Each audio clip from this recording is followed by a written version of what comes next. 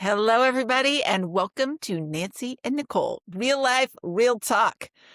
Boy, today we are talking about the real stuff of life. Those moments when you realize, hey, I'm off course.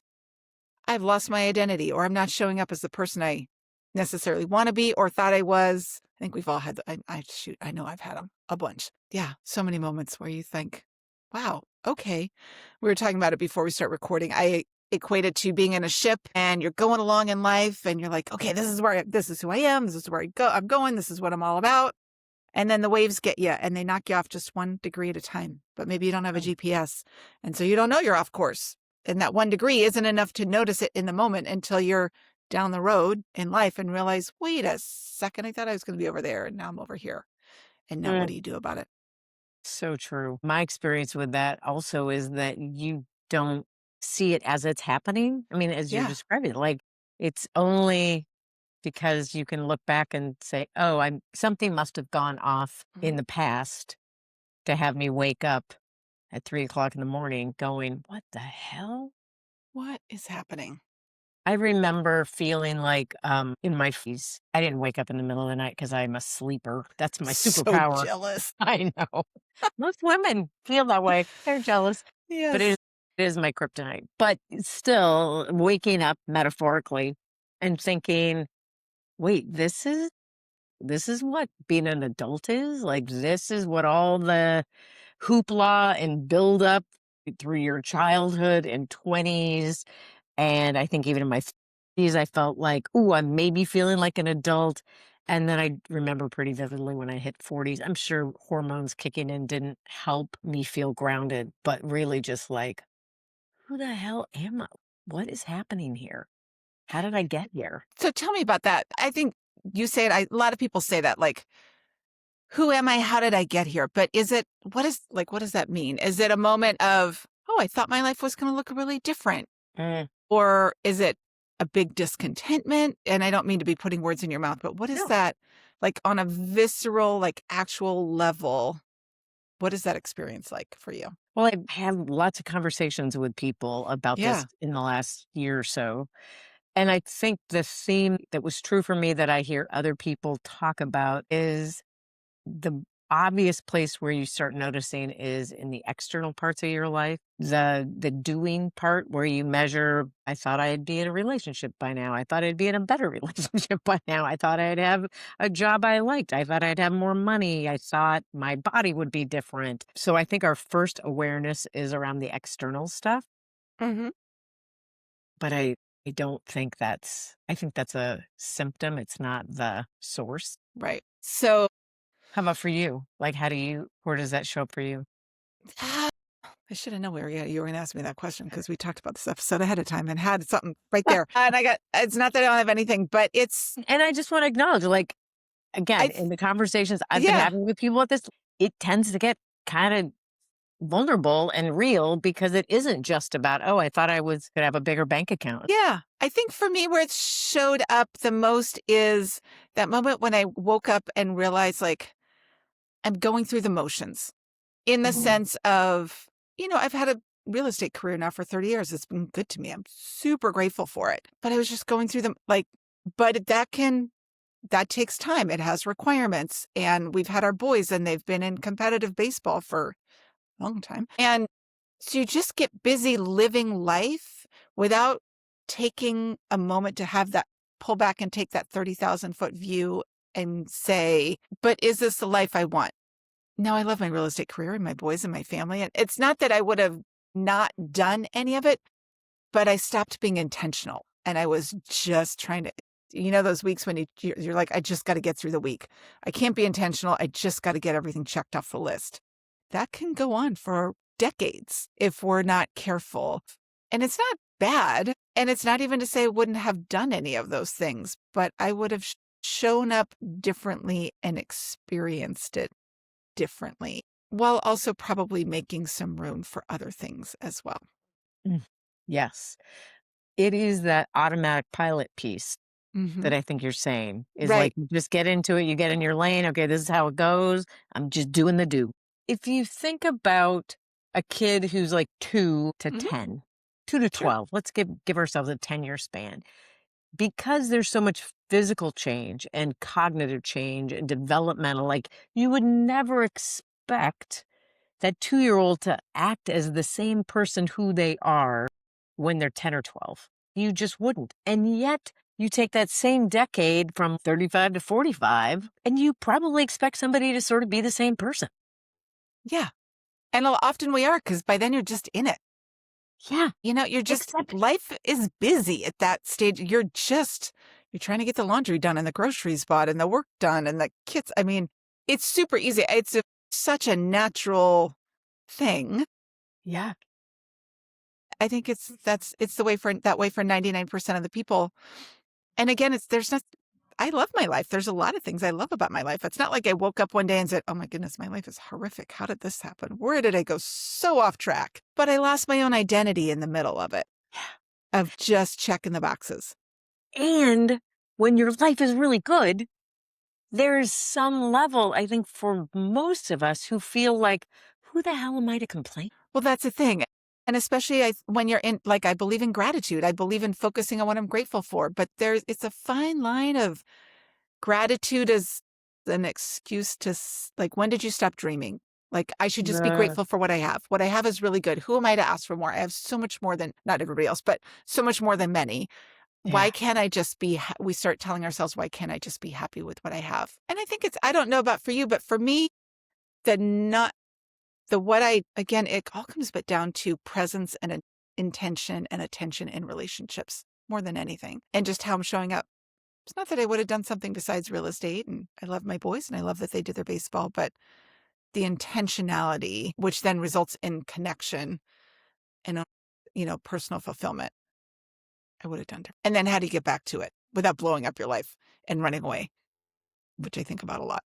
It makes me curious if our natural inclination as we wake up at 45 and realize I've been living as if I was 35, but I'm not, Right. because who has time to think about that in that decade of adulting? Mm. That if our inclination is to focus on the external stuff, the Hmm. relationship, the job, kids, if you have kids, your body, maybe your relationships with your family, your friend, I mean, all of the places where there's an identity attached. Like, this is who Nancy is as a friend. This is who Nancy is as a good daughter. This is Nancy as a parent or a spouse. That when do I find the space or I think it's about space because I think, Very again, you're much so. so Because, in the yeah, doing of it, it doesn't dawn on you to say, who am I now?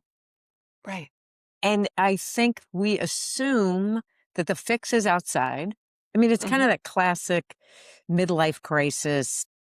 People have affairs, they get sports cars, and they get a new job or swap careers or get a divorce. And because it's got to be something outside of me that needs to be fixed or Hmm. changed. Personally, I don't think it usually is an outside job. I think it's an inside Oh, it's job. always an inside job. I mean, everything, almost the answer to everything is it's an inside I job, know. I'm pretty sure. Damn it.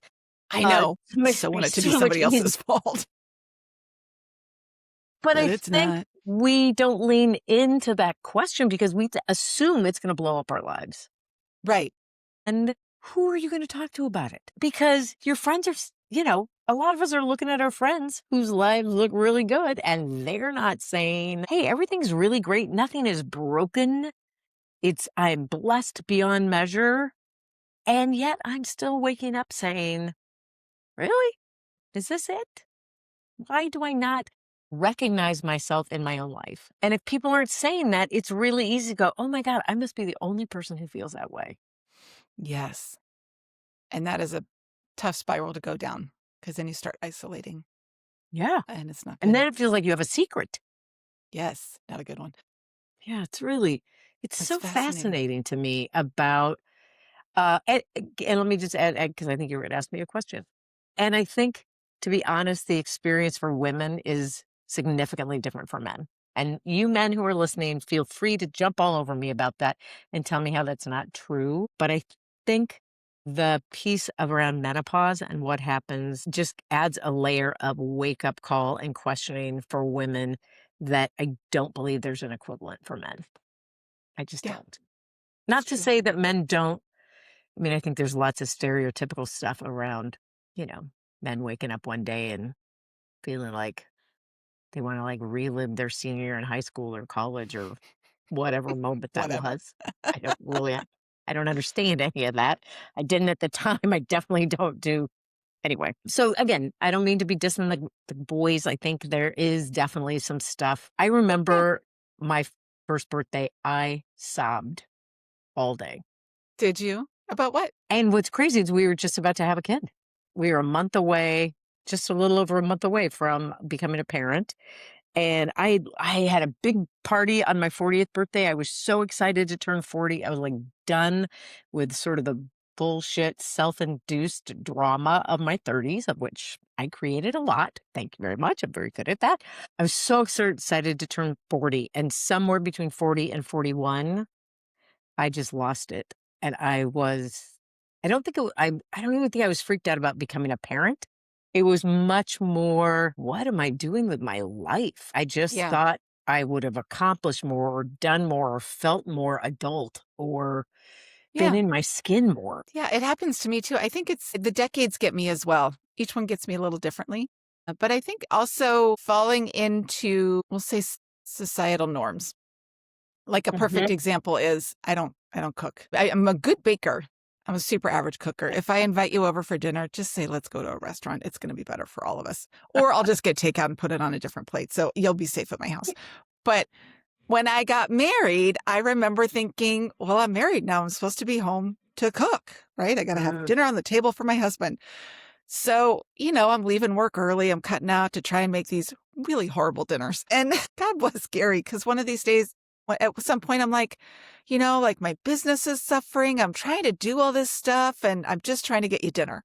He goes, babe, you didn't cook before. It's definitely not why I married you. Just go to work, figure out your thing. We'll figure out how to eat. mhm. But I spent months just being like off my game, trying to figure out this new wife identity that, I did. And I didn't, I mean, I think I did subconsciously go, I'm a wife. I should cook dinner now. But it kind of snuck up on me. It's not like a year before we got married. I'm like, oh, I gotta get on my game. Like Yeah. it's like for me, I have a birthday or a life event happens and I think, and this is how I'm supposed to show up now. And it's not even a little bit congruent with who I am as an actual person. Yes. Another thing, the kids went to school and I was like, oh, I'm supposed to be in the PTA and I'm supposed to volunteer for all the things. And I got there, I'm like, yeah, I don't really like any of your kids. I like my kid. I don't want to volunteer for any of this stuff. Society says I'm supposed to be a room mom and love all of this. I can't stand any of it. Yeah. And I used to take great pride in every time a volunteer email came by, it would say volunteer. I never even read the emails, just like delete. I just went, so much Interesting. better. Yeah. And I think for those of us who don't come to that place of clarity of being able to say that what feels like an identity that I should be taking on as provider or wife or whatever, that a lot of us don't give ourselves permission to own what feels more true for us rather than Right. taking on like I don't cook either. You and I would starve if we ever lived together. No, we wouldn't. No, We would I just order great glut takeout. ourselves. Yeah. And the market up the street has lots of food. I figure Yeah. it out. You said something really valuable earlier of it's really important to have people that you can talk to. Like Mm. a lot of my awarenesses that I have figured out are because I have people like you and other friends that I can talk to. And there's something so powerful in saying the words out loud, giving voice to what I'm feeling and having somebody hear it and go, yep, I'm in the same boat. And as soon as I know I'm not alone, then that opens the space to figure Yeah. out what the shift is or first of all, just knowing that I'm not a freak of nature is helpful. Yeah. It might be about other things, but not about this stuff. But I when you know you're not, like this, like, okay, this is actually it's a part of life. There's nothing wrong with me. There's nothing bad. I didn't mess it up. We all, I think, get to this point at some stage of our lives. And yeah. so knowing that is super helpful. And that opens the door for me to go, and now I can do something about it versus, oh, shoot, I got off track 30 years ago. Now I just got to ride this thing and survive it. So there's a Yeah. lot to be said for having your people, whatever that looks like for you.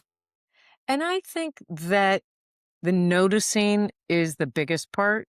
And to be honest, I think the first step isn't doing, it really is about noticing Yeah. and sitting with the noticing. Yeah. 'Cause I Everything think I for call it people like awareness. you and I jump to the, "Okay, now what?" Like, "Let's fix Yeah. it, let's get to the doing piece to make this all copacetic," I as think opposed to staying in the noticing of the discomfort or disconnect or the uncomfortable tension that's there. yeah, Yeah. And and it's true. I've I mean, been we all want to get to the doing because we're uncomfortable. Who wants to stay in that? But there's a lot of wisdom and gold in that yeah, if you can sit with it for a little bit.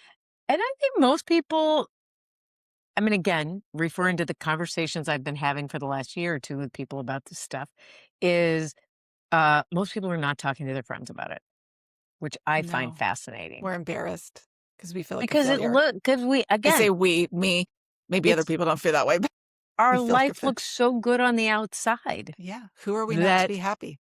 it feels self-indulgent and selfish, and I feel like I must, as you said, I must just be a freak of nature, nobody else seems to be, and even if women are talking about the menopause piece, Hmm.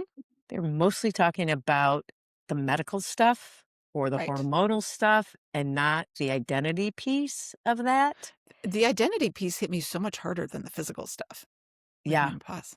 Physical stuff is absolutely. like, meh, whatever. The emotional piece, Yeah. wow.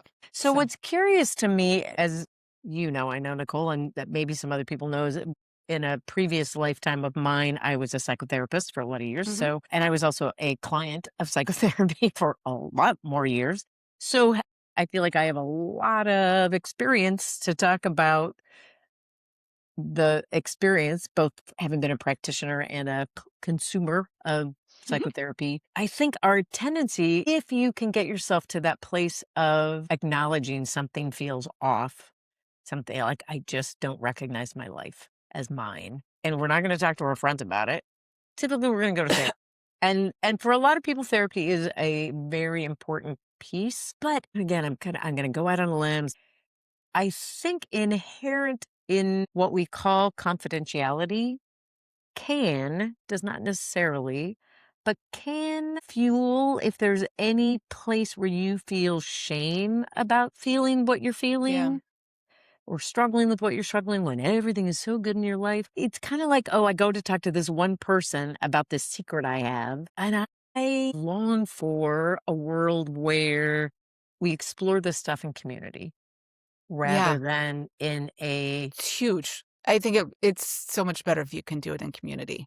I know yeah. you have some programs that do the community piece of it. Yeah, it is true. It is some of what I have been working on and working Yeah. toward is creating just that very experience for people to be able to feel like they're not a freak of nature and have a place to be able to explore that and be with it and also have some sense of direction, like you're not that ship, as you were saying, that just Yeah. keeps getting bumped off 1 degree at a time. What happens if you could be in community with people who can help? If people wanna find out about your community, how do they do that? Where do they go to find out more about it? We'll Why? put it in the show notes. Link below. Perfect. You can just reach out, DM me really is the best way to go. Perfect. And then there's a website that I can't remember, but it's in the show notes. Awesome. So Well, if you're listening, I highly encourage you guys to check out Nancy's program thank because you so much. these are the conversations she has, and they are game changers. Yeah. Thanks so much. It's pretty powerful. It's not about having the answers. It's not about fixing it, but it is about being in it and aligning with who Yeah, you are underneath all those other identities that we create along the way. So I love it. thanks for chatting about it. Love Yeah, it. absolutely. Yeah. Thanks for joining us, everybody, today. If you're going through this stuff, know that you are not alone. That is Not for alone. sure. Alrighty. See you on the flip side.